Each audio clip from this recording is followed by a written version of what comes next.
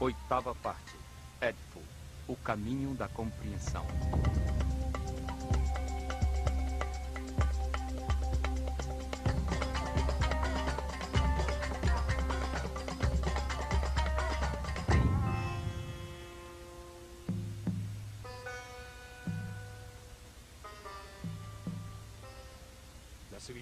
A civilização egípcia, guiada pelos sacerdotes da escola de mistérios de O Olho de Horus, se baseava em uma crença fundamental, a de que o homem encarna diversas vezes para viver um processo de aperfeiçoamento que o leva de sua animalidade original à sabedoria e à imortalidade.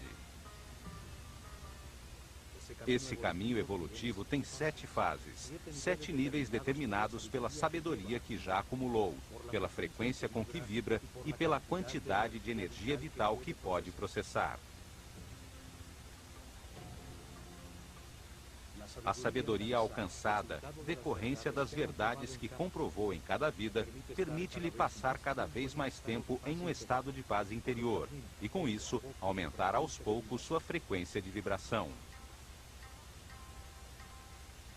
De forma gradual, vai aumentando a quantidade de energia vital que pode processar e distribuir em seu sistema nervoso.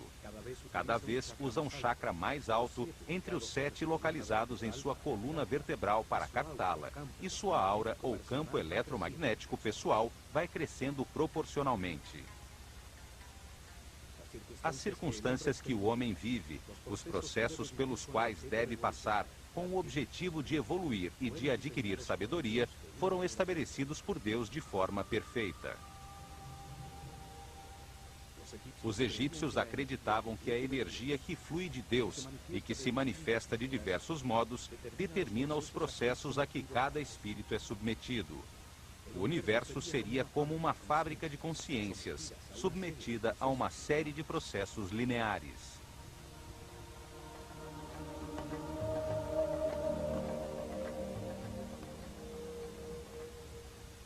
O homem encarna sobre a Terra, que gira em redor de uma radiosa fonte de energia, o Sol, e dele recebe sua primeira energia. O Sistema Solar, por sua vez, gira em torno do Sol central da galáxia, outra fonte radiante de energia. Eles descobriram que durante este giro, que leva 25.920 anos, e ao qual chamaram de ano cósmico, o Sistema Solar recebe a energia de uma série de astros radiantes, que produzem diferentes campos de força. Dividiram esse percurso em 12 setores, 12 forças fundamentais que o planeta recebe nos 2.160 anos de cada travessia, cada um produzindo diferentes processos e circunstâncias que o homem deve viver e que são parte de uma linha de montagem da consciência.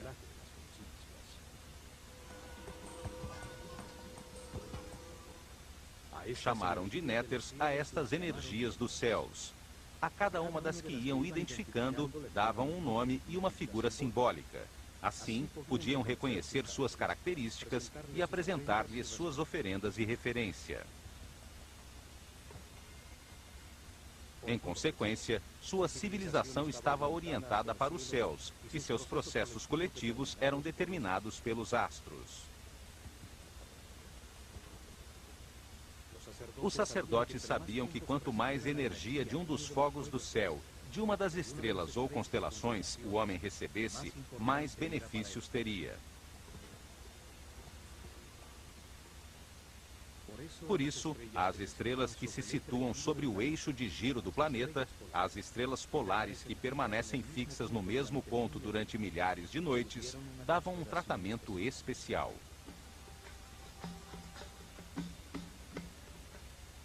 Além disso, em uma época em que a noite era comparada à morte, ao perceber que tais estrelas apareciam sempre no mesmo lugar, sem circular pela abóbada celeste, o povo transformou-as no poder que reina na escuridão, força nefasta que trazia as mortes e as desgraças.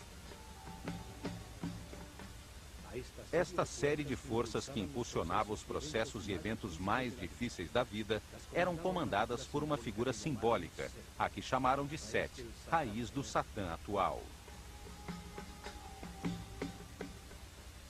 Set, o Senhor da Escuridão, o poder que atravanca o avanço do homem, que o submerge em paixões animais, fazendo com que permaneça estacionado na ignorância. Tinha uma função importantíssima no universo egípcio. Levava o homem a cometer erros, induzia a condutas agressivas e desrespeitosas, que apenas produziam dor, sofrimento, angústia e medo. Os resultados destas condutas erradas angustiavam ao homem, trazendo sofrimento e impulsionando-o a procurar o caminho da paz e da felicidade. Compreendia que com seus atos agressivos para com os outros, somente estava se machucando. Então, mudava, e a força da luz iluminava sua consciência.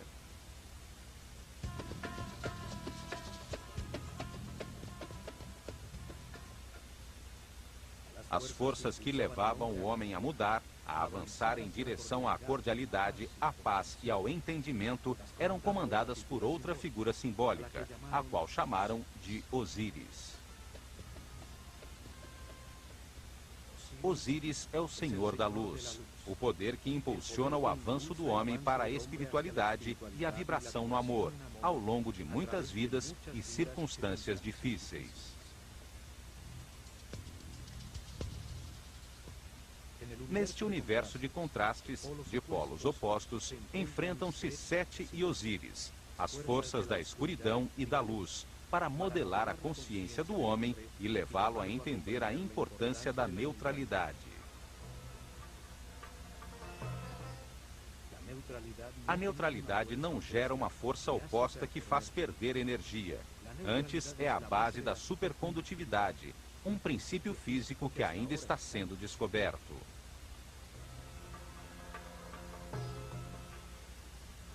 A neutralidade implica em respeitar os demais. Implica em ter consciência para não intervir nem impedir os seus processos do destino, as situações difíceis que o homem precisa viver para aprender. A neutralidade implica em compreensão de como funciona o universo, aceitação de que tudo o que acontece é perfeito e tem um propósito de amor, porque foi desenhado por Deus, que é amor.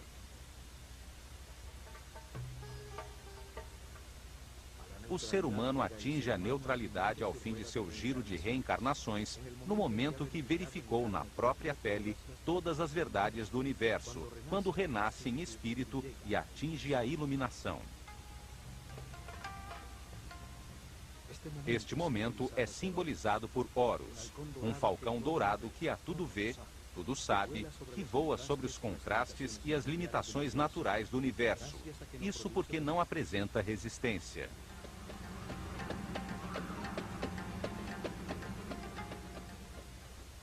Horus é o símbolo da consciência permanente, imortal, de um ser respeitoso em equilíbrio, capaz de concordar com todos os seus poderes e a paz eterna.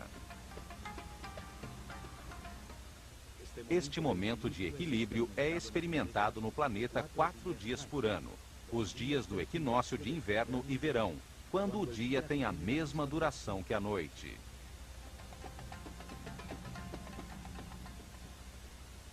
Em Edfu, construíram um templo para comemorar o nascimento de Horus, venerar e estudar o momento final do caminho evolutivo.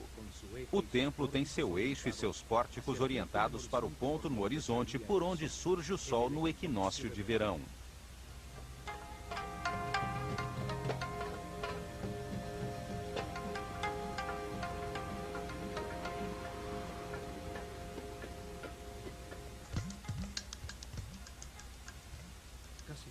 Quase todos os complexos religiosos egípcios tinham em seu interior 2 templos, 2 observatórios astronômicos, um solar e outro estelar, com seus eixos e pórticos orientados a 90 graus um do outro.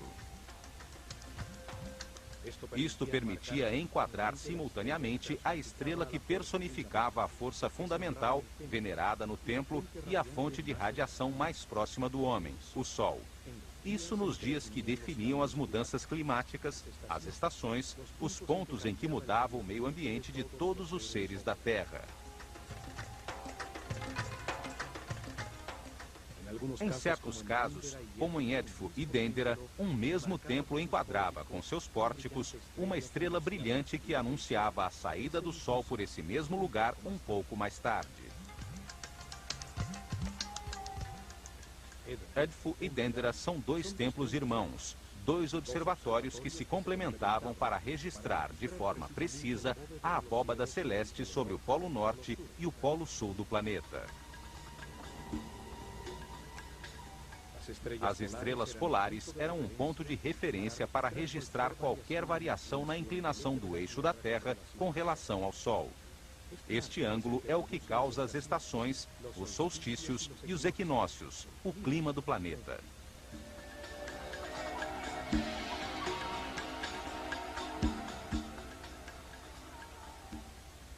O estudo e registro destas estrelas fixas e sua relação com o Sol e com as outras estrelas era muito importante, pois qualquer variação em seu movimento habitual antecipava grandes mudanças na vida do homem. Eram as estrelas nefastas, as das grandes mudanças. Foram localizados a uma distância precisa de forma a produzir uma diferença de 1 grau exato em sua latitude. Dendera se localiza nos 26 graus e Edfu nos 25 graus de latitude ao norte do Equador.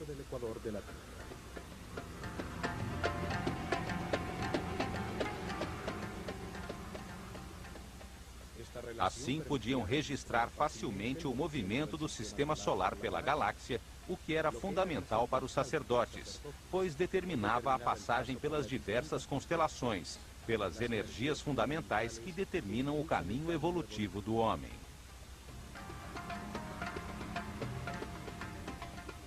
As mudanças de era, a passagem de uma constelação zodiacal a outra, determinaram as etapas em que os sacerdotes revelaram os mistérios do universo a seu povo.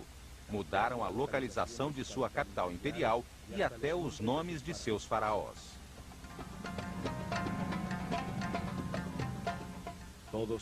Todos os templos que construíram enquadravam em seus pórticos um setor do céu, por onde se movimentavam os mazarotes, os fogos do firmamento, permitindo-lhes registrar seus movimentos com facilidade.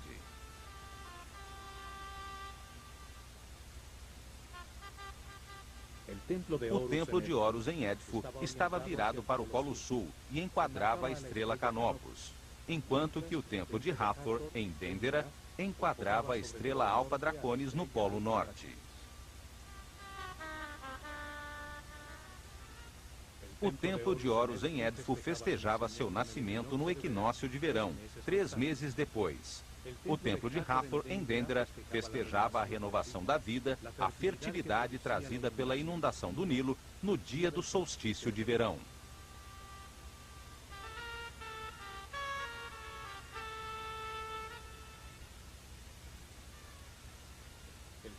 O templo secundário, dedicado a Ísis em Dendera, enquadrava a estrela Sírio às noites sobre o horizonte, sua personificação no céu, que com sua reaparição anunciava a enchente do Nilo, e ao amanhecer, o surgimento do Sol no dia do solstício de verão. Nesse dia, a inundação marcava o fim do ano solar egípcio, celebrando-se em Dendera as festas do Ano Novo em honra de Hathor, a força que renova a vida, e de Ísis, a que trazia a água, sustento do Egito.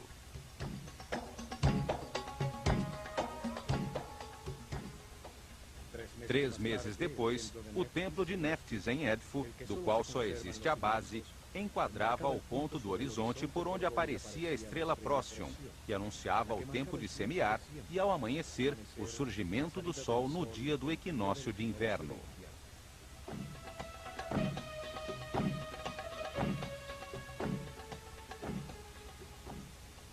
Os astros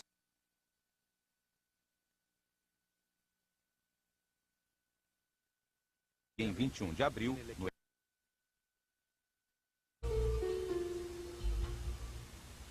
e lá chegava a barca de ouro com a imagem de Hathor que vinha de Dendera pelo Nilo.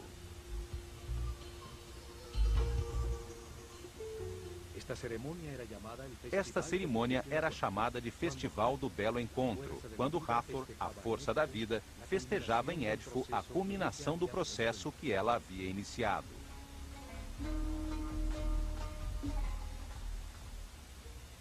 As estrelas e os sóis viajam de um horizonte ao outro pelo céu em barcos simbólicos.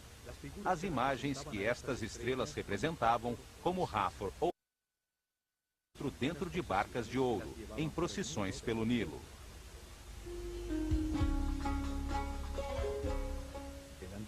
O antiquíssimo templo dedicado a Horus em Édifo, chamado de Apolinópolis Magna pelos gregos, começou a ser reconstruído em 237 a.C., durante o reinado do faraó Ptolomeu III, um dos reis macedônios que governaram o Egito como herdeiros de Alexandre Magno.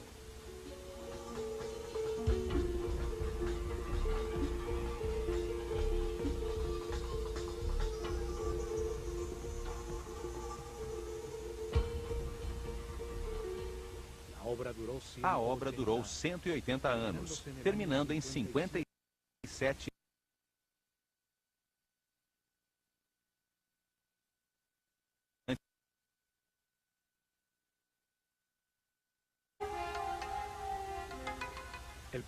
O povo de Édifo ocupou os terrenos que eram antes exclusivos do complexo religioso. Seus muros de proteção externos desapareceram há muito tempo e a maioria de suas construções foi destruída.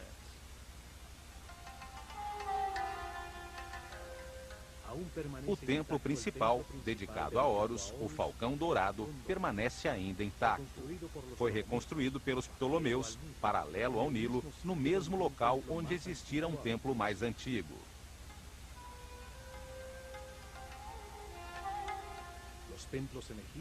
Os templos no Egito, que eram orientados para uma estrela em particular, só eram úteis por aproximadamente 300 anos, uma vez que o movimento do sistema solar em torno da galáxia tirava do foco a estrela objeto do registro.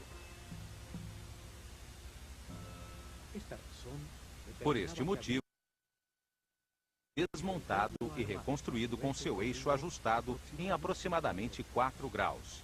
Por esta razão, são encontradas pedras marcadas por faraós anteriores nas bases dos novos templos. Era como girar o telescópio.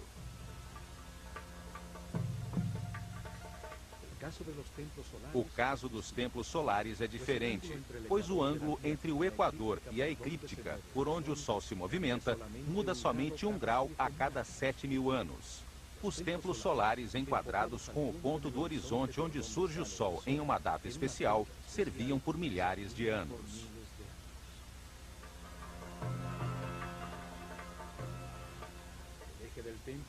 O eixo do templo está orientado para os 86,5 graus sudoeste. Ali, aos 26 graus sobre o horizonte, se localizava todas as noites, praticamente sobre o Polo Sul, a estrela Canopus, a segunda mais brilhante dos céus depois de Sírio.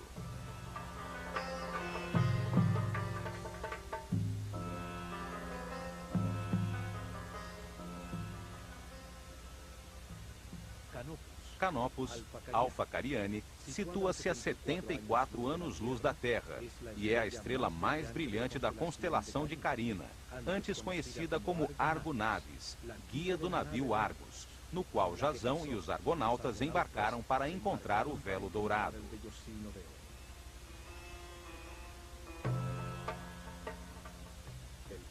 O pílono ou fachada do templo, com suas 2 grandes torres, enquadra a estrela do Polo Sul. Cada torre é um espelho exato da outra, até nas inscrições e baixo relevo de seus muros, simbolizando a existência da simetria em um universo assimétrico, que permite o movimento.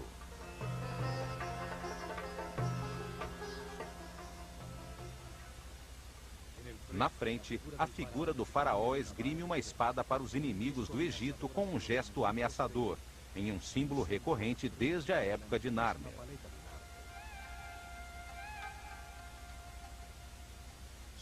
Sobre o pórtico, há o disco alado com as duas serpentes. As duas torres produzem a imagem nos hieroglifos de um horizonte entre montanhas que enquadram o sol. A fachada de 35 metros de altura, altura de um edifício de 10 andares, sustentava 4 mastros altíssimos, em cujas pontas tremulavam ao vento enormes bandeiras de cores brilhantes. Atravessando o pórtico pelo eixo do templo, chega-se a um pátio aberto com galerias laterais, sustentadas por 32 colunas com capitéis floridos de diversos estilos e variadas formas.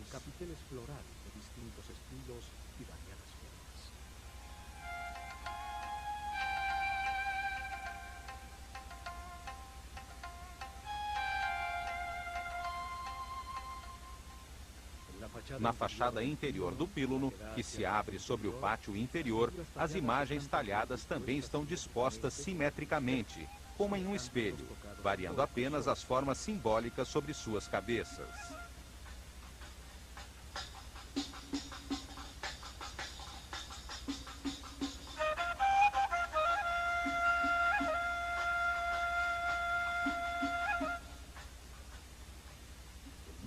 O muro interior, totalmente recuperado, e a colunata dão uma forma perfeitamente simétrica ao pátio externo.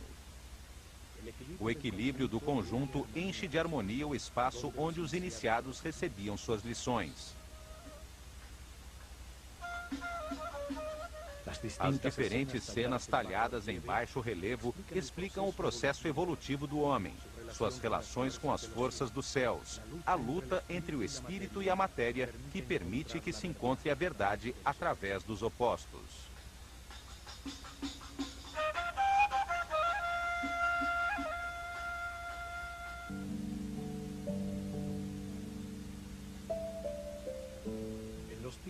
Nos tempos da Escola de Mistérios, existia um lindo jardim neste pátio, onde os iniciados faziam exercícios para constatar na própria pele as informações passadas pelos mestres.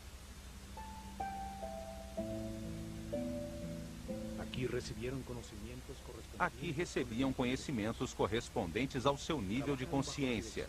Trabalhavam sob a direção do mestre do misticismo, dedicando-se ao objetivo principal da neutralidade num mundo bipolar.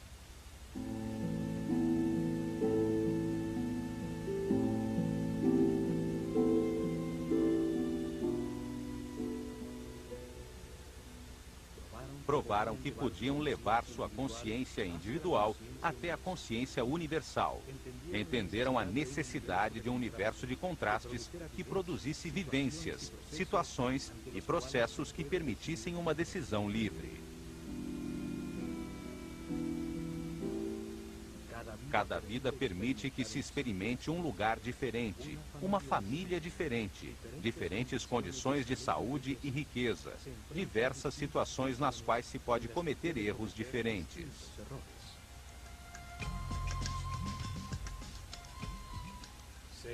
Sete é derrotado na consciência do homem graças aos erros cometidos por ele ao longo de muitas reencarnações. A comparação dos resultados obtidos com sua atuação produz a compreensão, a luz na mente.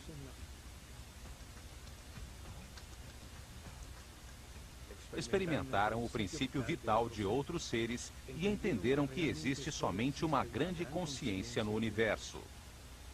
Isto foi verificado diante de uma das palmeiras no jardim da galeria, quando se concentravam nesta até sentir o vento em suas folhas. Descobriram que somente mediante a entrega total se realiza uma fusão com o exterior. O tempo para de existir, e sua consciência e a da planta se fundem em apenas uma, ocupando o mesmo espaço. O mestre lhes ensinou que qualquer concentração começa com um exercício intelectual, dirigindo-se a atenção para a planta e trazendo à mente tudo o que se conhece sobre ela. A razão clareia a mente, organiza, avalia, compara, analisa, até que se defina as características que transformam um ser em uma planta.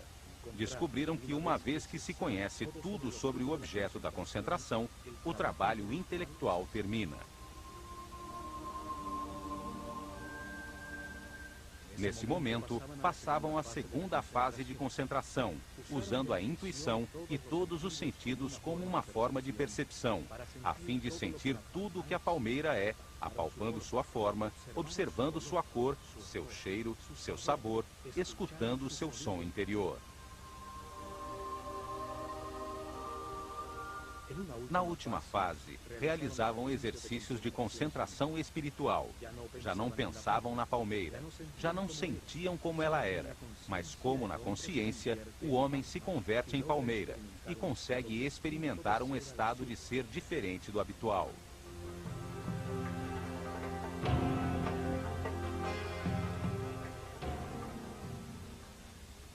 Nesse estado, o ego desaparecia e o iniciado se encontrava com o seu eu superior. O tempo desaparecia. O silêncio expandia a consciência. Os braços se transformavam em galhos e uma paz interior inundava o nada.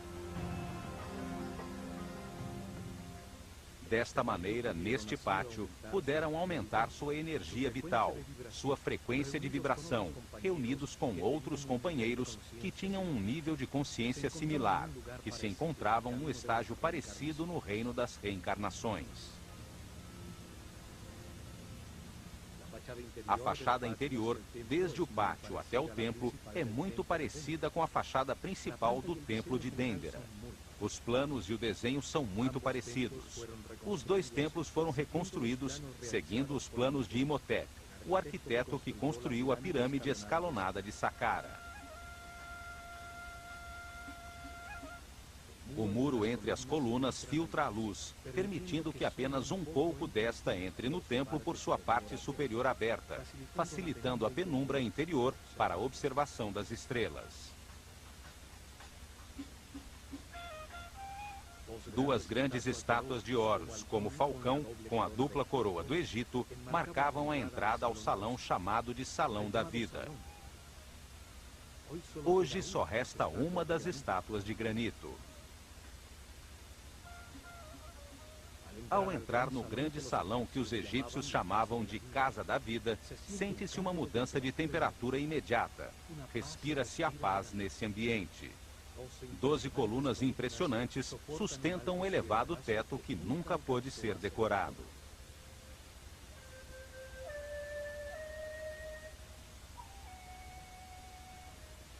Ao percorrer-se este salão, utilizado no trabalho diário pelos iniciados do templo, as altas colunas, com seus belos capitéis, produzem uma sensação de equilíbrio e de permanência. Assim como em Dendera, este salão tem uma pequena capela para guardar os papiros, nos quais os escribas trabalhavam e que eram necessários para as lições com os discípulos do templo.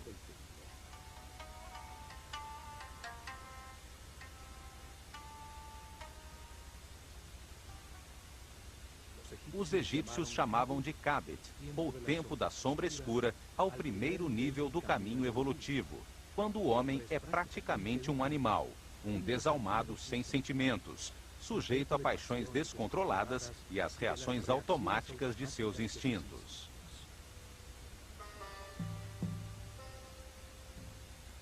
Seus atos de ira, ódio, instintos desenfreados lhe conduzem a resultados insatisfatórios, angústia, sofrimento, solidão e infelicidade. Depois de muitas vidas, está saturado de sofrer e compreende que ao ferir os outros, somente produz sua própria infelicidade. Neste momento, seu espírito renasce no segundo nível de consciência, chamado de Ba, ou tempo da sombra clara. Então descobre seus sentimentos, aprende a querer. No entanto, não controla suas emoções. Encontra-se ainda no inferno da vida. Ao ascender ao terceiro nível, chamado de tempo do coração que respira, O pêndulo o leva ao extremo oposto. Transforma-se em um ser bom que vive preocupado com os outros, tentando resolver os problemas deles e fazendo-os evitar as situações dolorosas da vida. Também não consegue ser feliz, pois sua paz depende de outras pessoas. No entanto, não as respeita. Quer mudar a vida dos outros conforme ele acredita que deveriam viver.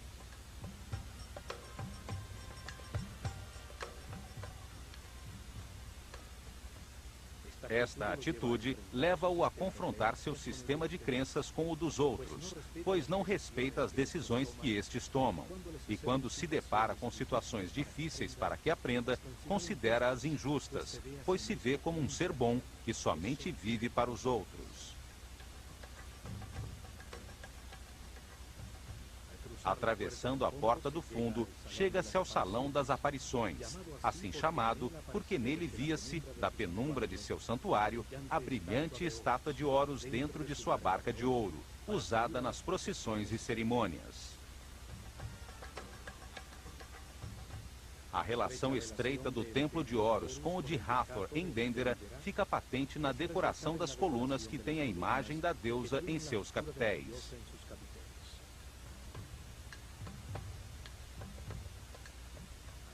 Do lado esquerdo está o salão de recepção das oferendas do povo, com sua porta externa, e o salão onde se armazenava e se preparava o incenso.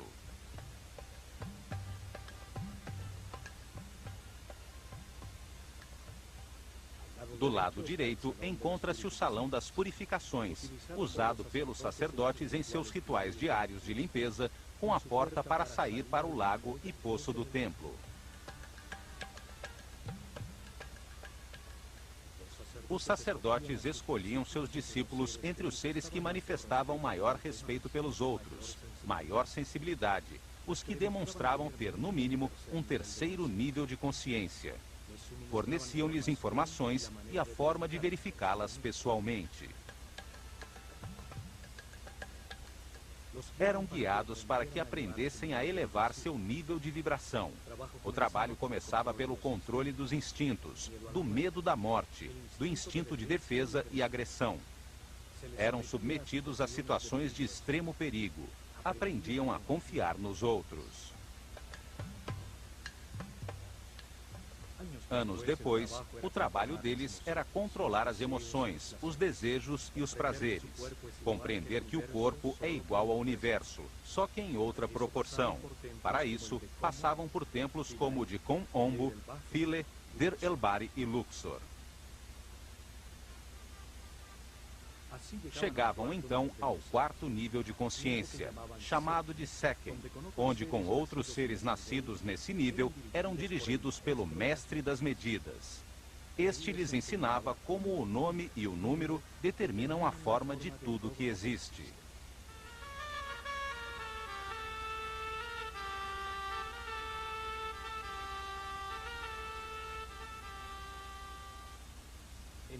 Em templos como o de Dendera, se transformavam em Cabirim, os que registram os céus, que aprendem como os ciclos dos astros atingem o homem, as forças fundamentais, as frequências de vibração da proporção áurea e da flor da vida.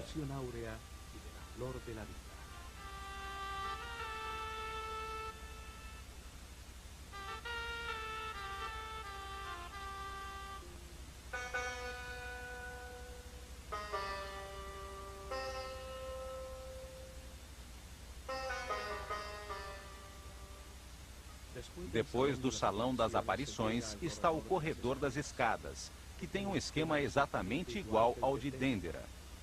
Uma escada em caracol à direita e uma comprida escada reta junto à parede externa que levam ao terraço.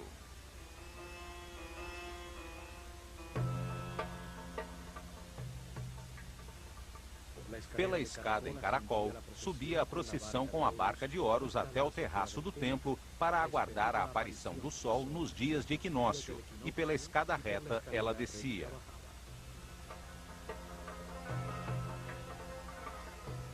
Durante milhares de anos, registravam às noites os movimentos de Canopus, a estrela sobre o polo, Vibravam com a energia especial dos equinócios quando assistiam às cerimônias no terraço do templo em comemoração da chegada de todo ser humano à neutralidade.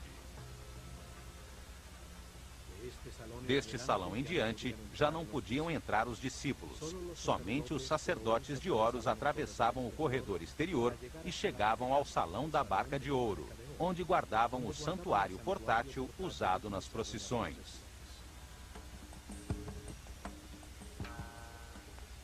Uma reprodução moderna encontra-se nesta capela e nos dá uma ideia bem aproximada do tamanho e da forma originalmente usada.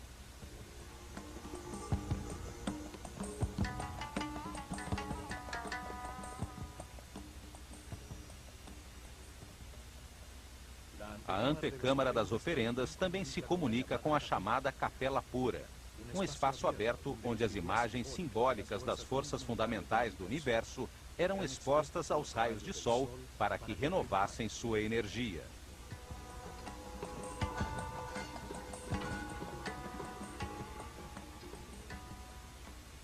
Os muros do templo estão repletos de baixos relevos, usados para explicar os mistérios do universo, a razão da reencarnação, a forma de chegar ao fim do caminho e converter-se em super-homem.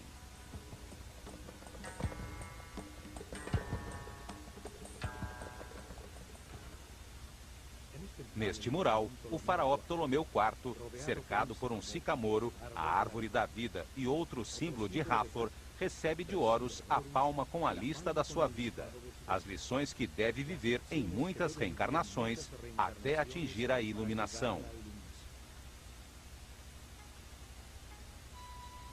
Do outro lado, a imagem de Nekhbet lhe entrega o destino imediato, o que deve viver nesta vida como faraó.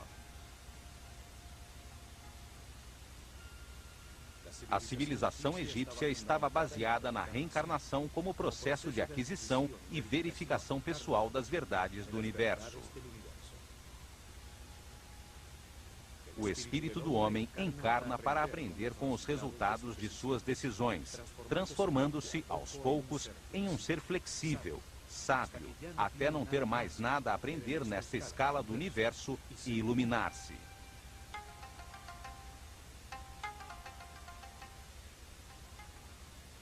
Da claridade exterior até a penumbra do Sancta Sanctorum, o nível do chão vai subindo para permitir que, a partir dali, o sacerdote pudesse observar o céu enquadrado nos pórticos, sobre a cabeça dos discípulos participantes nas cerimônias.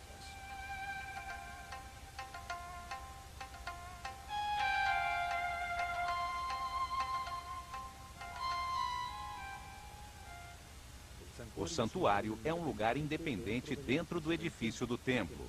Os raios de sol entram do alto por uma das janelas redondas no teto, iluminando os coloridos muros de outrora.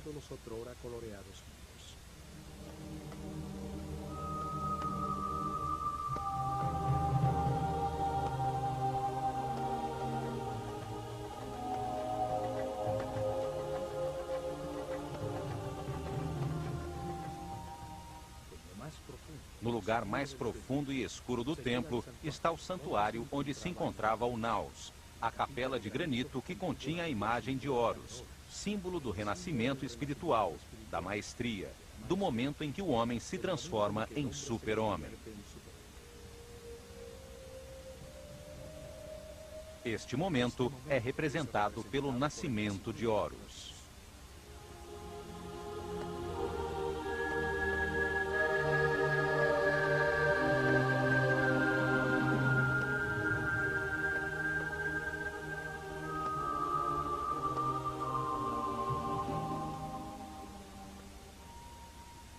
Aqui, do outro lado do santuário, encontram-se cenas talhadas que fazem referência ao momento da iluminação.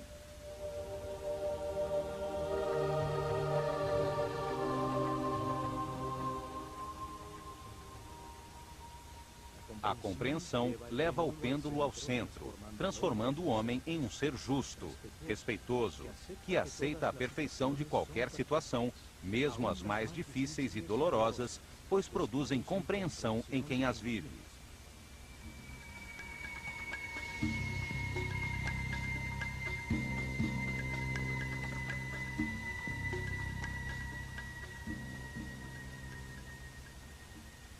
o mal se converte em bom, o bom em justo e, por último, o justo em sábio.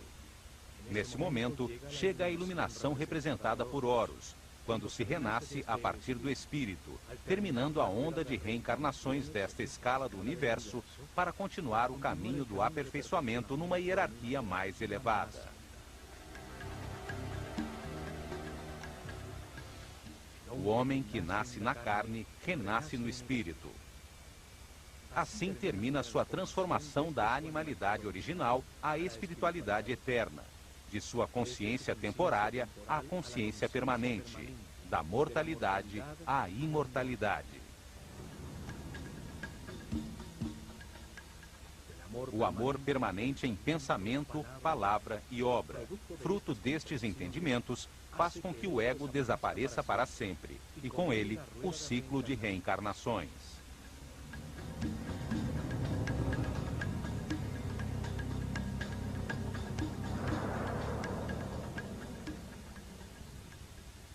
Em volta do santuário, encontra-se uma série de capelas dedicadas às forças e princípios fundamentais que intervêm no processo evolutivo da consciência.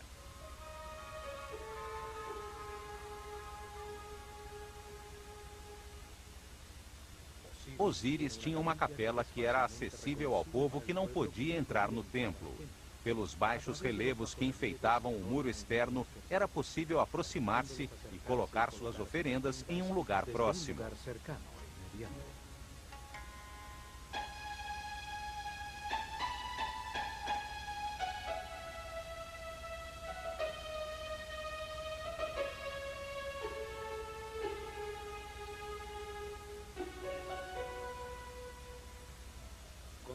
Khonsu tem outra capela. É o filho de Mut, a característica feminina do Deus único, e de Amon-Ra, a característica masculina. Sua união cria a consciência do homem. Khonsu é o nome que davam a uma consciência recém-nascida quando começa o seu percurso evolutivo.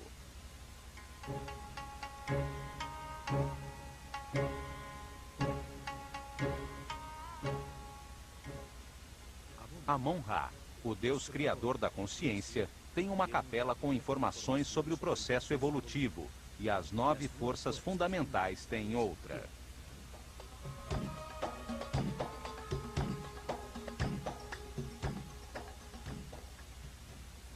A capela central é dedicada a Horus. Em seus muros, encontra-se o conhecimento adquirido sobre o significado da iluminação como o momento final desta escala na realidade.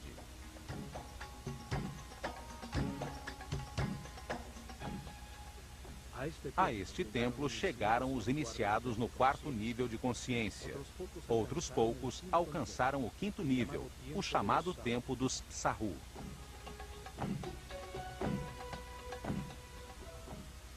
Aqui receberam informações sobre a meta do caminho de reencarnações e compreenderam o significado da neutralidade.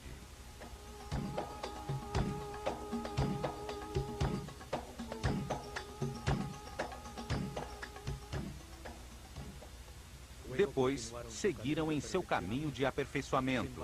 Embarcaram pelo rio para chegar a Karnak, o templo da consciência do homem, onde buscariam a sabedoria através da arte, do conhecimento de seu inconsciente, ao reviver sua corrente de reencarnações.